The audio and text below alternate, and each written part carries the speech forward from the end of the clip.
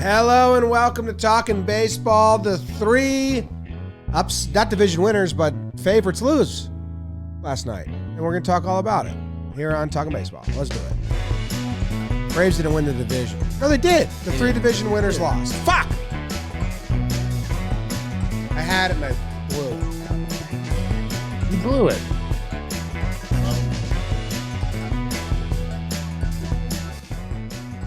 Hello and welcome to Talkin' Baseball. It's brought to you by SeatGeek. You can use code JOHNBOYPlayoffs to get 10% off any ticket order. Doesn't matter if you use them already or not. It's October 15th. We're recapping the three games that happened yesterday. As I said so flawlessly in the intro, all the division winners lost. I forgot the Braves won the division at the end because it was only there for like 2 days. They did. All the teams with buys. Are you lost. really trying to do this to Mets fans right now? You might be doing it to Braves fans. I think both fan bases are going to be mad at me about that, and it's just a natural mess up. You're going to do all that work and then let the Phillies get you? We'll talk about it. Go Phils, go. Jake, how are you? Trev, how are you? Hot. Let's talk baseball. All right, you're Great. hot? You know why I'm good. Had a couple martinis last night. My friend Jack Strobel got engaged. I'm not clapping for that. I'm wearing shorts today. Oh, that's... Wait, no, you always wear shorts. Nuh-uh. Not as Mugsies. Dude, once the weather flips, all my shorts go in the attic and my jeans come out. I'm like a hard line. Jeans, shorts, they don't mingle. Yeah. Has it flipped over there? Are we getting cold? Yeah, but yesterday's hot as shit at the Yankees game. Jake, tell them about it. Let's burn it. It for was game number hot one. as ish at the Yankees game. We're SeatGeek, John Boy Playoffs, tickets, 10% off. Love. Use it as much as you want. Hard. Game 2 in the Boogie Down Bronx. Shane Bieber, better watch out for Celine taking the mound for the Guard Dogs versus Are You the One They Call Cortez? Nestor Cortez getting his playoff beak wet in the Bronx. Bottom one, hit the music. Giancarlo, let the rhythm take you over. Giancarlo, te quiero. 2-run homers. It's 2-0 Yanks. Hey, baby, but Andres is him. Jimenez with the RBI single. It is 2-1, and then Rosario hits one to the barrio. We are tied up at 2s, just like a good night out, Trev. And then we're going Buenos Cantos. We're into the 10th. Nobody scored. Oh, a bloop and a bloop and a bloop. The Guardians put up a 2-spot on the board to make it 4-2. What fortitude by those baby Guards. The Yanks can't put a rally together, and oh no. The Guardians steal one in the Bronx as they head back home. And now they have home field advantage. Guardians win 4-2. Trev, you were watching this game. Jake and I were at this game. BBD was at this game. It was fun for one inning, and then it sucked. As a Yankee fan, as a Guardians fan and third party, it was probably, I don't know, actually, as a Guardians fan, it was definitely fun. As a third party, Trev, was this a good game, or is this boring? The lack of offense, the lack of hitting with runners in scoring position lends itself to, for me at least, to kind of a boring game. But then you start to think about just some of the pitchers that are going now. I mean, they're hot, and that's kind of what happens in the playoffs. You'll get some guys going on runs, some bullpens stepping up, as the Guardians have. So, it was good. The way that the Guardians ended up scoring their runs is just absolutely heartbreaking. Guardians baseball, though. I guess, I don't know. You don't really rely on the bloop too much. I get that they put the ball in play. But that was a tough one for me. I think I want to jump there because you have Jose Ramirez dunking one out there. They have the shift on him. So Donaldson's around shortstop, and you have Cabrera out there in left field who, are we calling him an outfielder now? Is he? He's a talented fielder. His best positions are the infield. He has looked solid in the outfield, but it's very much like he's really good at defense, so we'll put him in the outfield. He looks good in right field. Left field at Yankee Stadium is vast. It's larger. And I think left field is the harder outfield to play as the two corners. Gallo couldn't do it. It's those balls. It's the ones, a fly ball, some hard hit balls in the gap. Like those are kind of plays that you don't need to be an outfielder to go get. Now it's these plays that can change when you don't have someone that's been out there their whole life. You got your third baseman / shortstop Donaldson going out for the ball. Cabrera's coming in. Now Donaldson, in my opinion, when he knows he can't get to the ball, he needs to be very vocal there. He's got to be like, you, take it. That way, Cabrera can continue his full head of steam to come get that ball. That's what he needed to do. It looked like to me that they both kind of saw each other. They hesitated. I saw Cabrera's eyes go to Donaldson kind of at the last second, and then back to the ball. And he whiffed that thing. I know it ended up looking like he almost caught it, but he had really no chance as soon as he took his eyes and went to Donaldson. And you know what? That all could have been okay. You keep Ramirez on second base, but Donaldson decides to try to make up for maybe a misplay. Throws it past him. They get a run on third, then another blue pit. It was and the infield comes in because tough. of that, and then Exactly. he scores with the infield in. That was pretty demoralizing turn of events. But that is Guardians baseball, and I don't say that as the knock. Like they are the 2015 Royals. I think you compared them to that team, Trev. It's contact, and pitching. That's their strategy. And they have an outfield that can go get the ball. That's their MO. Like put three outfielders out there that can play defense with the best of them. It's very demoralizing for hitters when you have that out there. But yeah, I agree. They're comparable for sure. There was no extra base hit. There's no doubles. That's what we were kind of halfway through the game. There was, I think, 12 hits, 2 home runs, Jimenez homer, Stanton homer, and then 10 singles. And they were all softly hit, found a hole. For the Yankees as well, Glaber had 2, IKF had 2, and then for the Guardians. And then Naylor gets his double where Bader kind of got turned around, but he whacked that one. Yeah, Trev, you mentioned the Guardians' outfield defense. I mean, Kwan played mostly center field in the minors, and he's just been playing like almost a Gold Glove caliber left. I know there was 1 or 2 balls out to left field that weren't even a question. It was easy money for him. It's tough when the game comes down to that because when we did Talkin' Yanks when we got back yesterday, I was trying to separate things into a good and bad column. Bieber and Nestor, they kind of exchange blows, very similar starts by the end of it. All right, wash your hands. Bieber went longer, right? 5.2, Nestor went 5. Oh, wow. I thought he was out there. No. So, and then kudos to each team's kind of plan bullpen. Trevor Stefan, 1.1, 4 strikeouts. Good for you. Karen Chak, he had the wild thing going on a little bit, but he ends up not getting hurt by it, and mostly because of the dude behind him, Clase, with a 2.1 inning performance. Being the bad dude, 33 pitches, 29 from Karatrek, 21 from Stefan. Stefan. I always think of Family Matters. Families do matter. The Yankees, their good bullpen right now is Trevino, Loaizaga, Wandy Peralta, and they're trying to make Clay Holmes happen. All 4 of those guys do their job, and they all stay under 17 pitches. So that left the Yankees going to Jameson Taillon in his first ever relief pitching appearance. And like you're saying, I mean, it's tough. I'm too close to JMO. He's been very nice to us with Yanks, and even on his Pirates Day, we interviewed him in a parking lot, and he's just a really nice dude. For that first ball to drop, and, think about who's missing right now. Andrew Benintendi, a Gold Glove left fielder. Does he get that ball? I don't know. I don't know. I would have loved to find out. Yes, he does. There you go. And then, like you're saying, the next batter, it would have been a pop-up like right to where Rizzo normally stands at first, but infield in, it's over his head. And just like that, it's 3-2, and you leave a ball to Naylor. And yeah, outside of all that, the Yankees offense shut down for a full baseball game. They scored in the first, and then they got shut out for 9 innings. The Taillon stuff, those pitches, they were still dead center, the second 2. They were, that 2-strike curveball to Gonzalez, it's a bloop hit, but I mean, if you look at the pitch back, it's like, he didn't want that so center cut. But it's his first time coming out of the pen, and he's struggled in the first inning of being sharp with his location. Defense really failed him.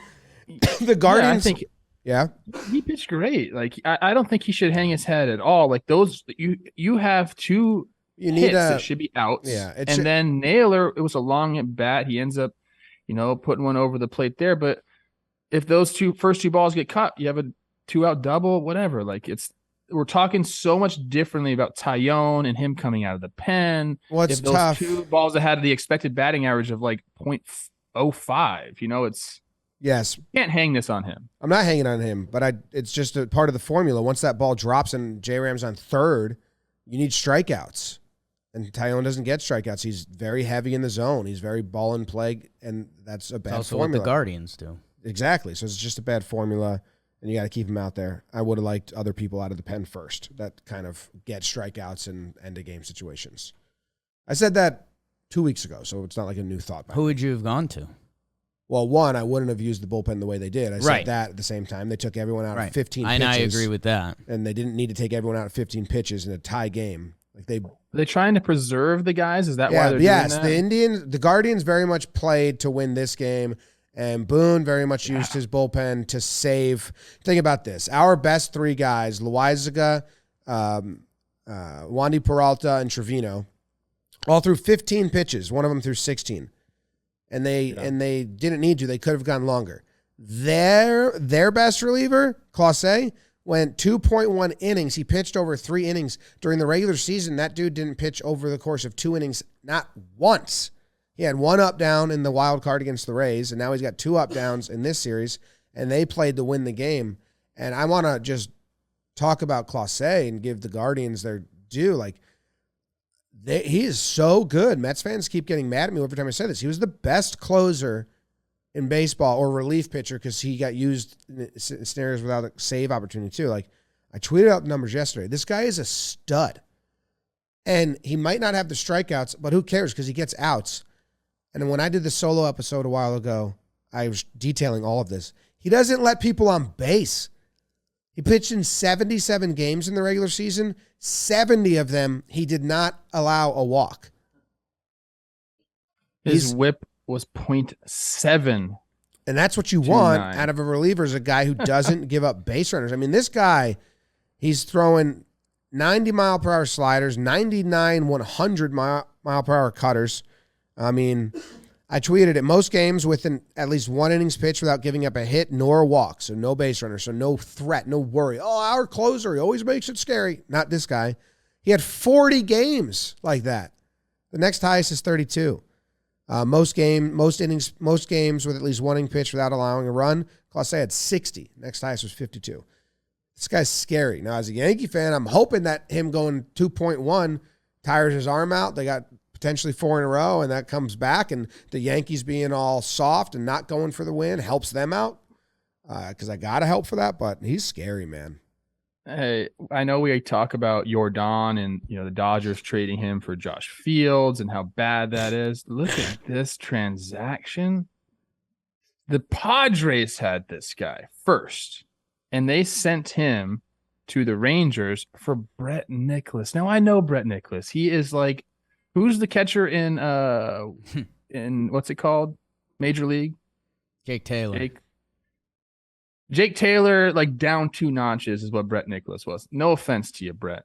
Okay. Little offense. And then the Rangers go ahead and ship him off to Cleveland for Corey Kluber. And Corey Kluber pitched like an inning for the Rangers. This is talk about a guy just landing in your lap. Are you kidding? Guys like this change franchises. The Guardians are not where they're at this season without Emmanuel Clase, and he just landed in their lap for nothing.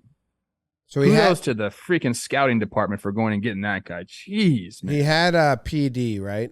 He got popped at one point. He got suspended for 80 games.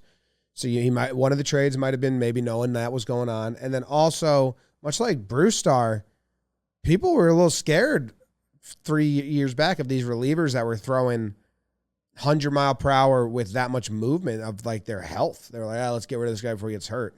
Both those guys are going strong. It's also organizationally, teams value bullpen so little because they think you can replace guys there the easiest. So, Texas Rangers saw, maybe we could get Corey Kluber back for just this young guy who might be a good reliever. And now here we are. Corey Kluber helped send them into this round. And Clase is shoving. And by the way, go look at the little extension that the guard dogs gave him. He's got, in 2027 and 2028, he's got a $10 million team option. So if he looks anything like this, they'll trade him to another team, and there'll be a bargain over there. But I think the other thing that has to be discussed before we fully move on to the next game, which is a massive one, awesome, Tristan and Sevy.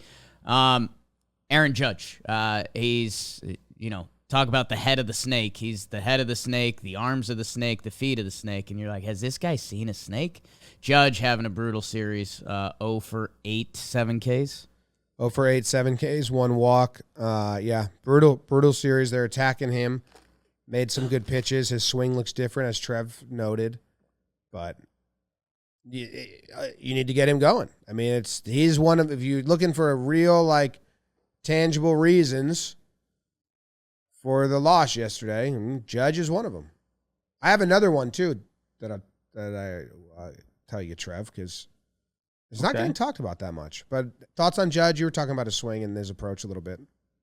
Well, I didn't realize this, and in our notes, Erica put that he hasn't come up with a base run yet. And prior to this series, I told Chris Rose, I said, what category Aaron Judge is going to lead the world in the division round? I said, on base percentage. I think they're going to walk him. But the problem is, you don't got to walk him when there's nobody on base. Like a solo home run, okay, we can deal with solo home runs. When you start Judges up there with a couple guys on, that's when you really have to be careful with them. That's when the mistakes come. But if you're seeing Aaron Judge up there, and there's some mechanical things, but if you're able to go challenge him and also say, if we do walk him, who cares? So now you can start to tunnel your pitches and X the outside corner and go all over the zone, and you don't really have to worry about anything. You could be so aggressive against him. That coupled with the fact that, his timing just seems a little bit off and he's getting rotational with it. I was telling you guys, his bat path isn't right now. It looks like he's super rotational with it, meaning his shoulders going out, and that bat is kind of more in and out of the zone. And Judge is one of the best at keeping his bat through the zone when he's going well.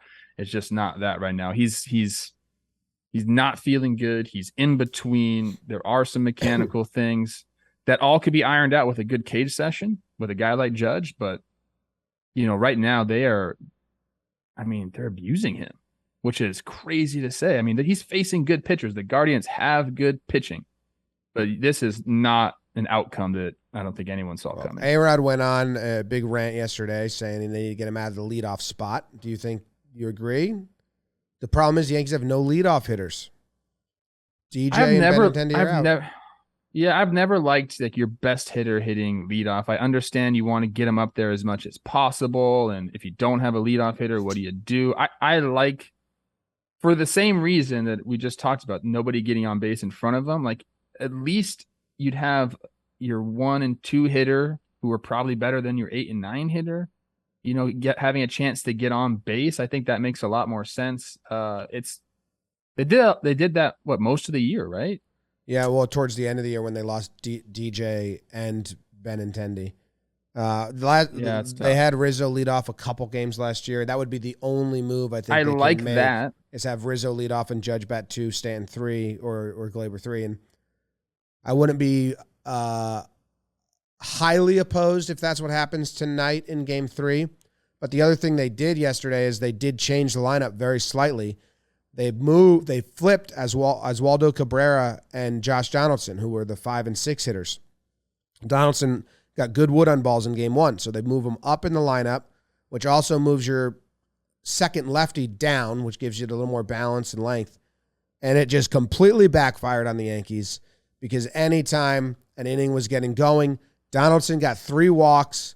They weren't really pitching to him, and then they came right at Oswaldo Cabrera with fastballs with high velo, and he looked pretty bad. And I think that mistake led to, 3 innings just ending by the Guardians being like, screw this guy. Let's go after this guy. he had that. Cabrera had that at bat. I think it was against Karinchak, and Yeah. he had a good at bat going. He was taking some borderline pitches, and it looked like he just made his mind up to swing on the last one. It was Yeah, 3-2, it was and a very like that famous Todd Frazier swing, where it's like kind of in between, just like the motion of a swing, but no real threat of a swing. Yeah, I mean, look, we got to give more credit to the Guardians doing what they did. The bullpen, Stefan, 1 1/3, 4 Ks. Like he looks kind of looked good. untouchable. Yep.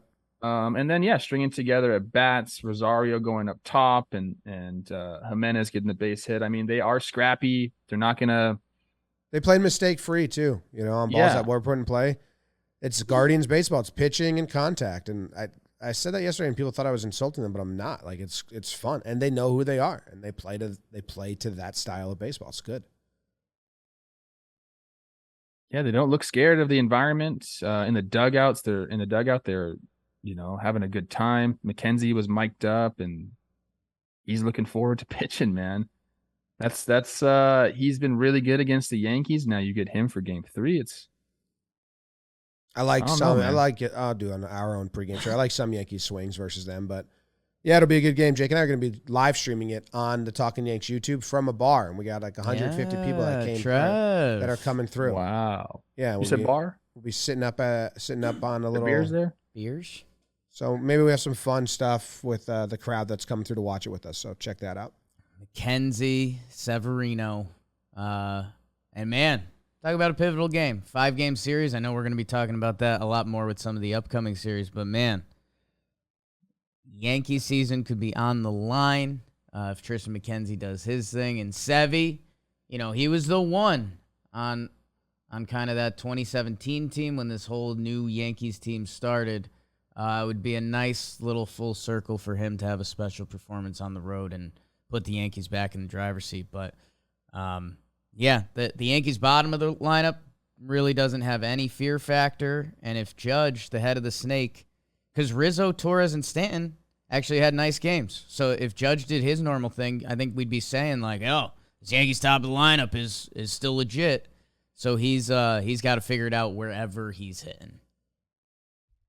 Isn't it funny how you can go from like, you're in your mind before the series, you could talk up lineups, be like, oh, this is going to look good. And then you see him and you're like, oh my God, this looks horrible. It happens quickly in baseball.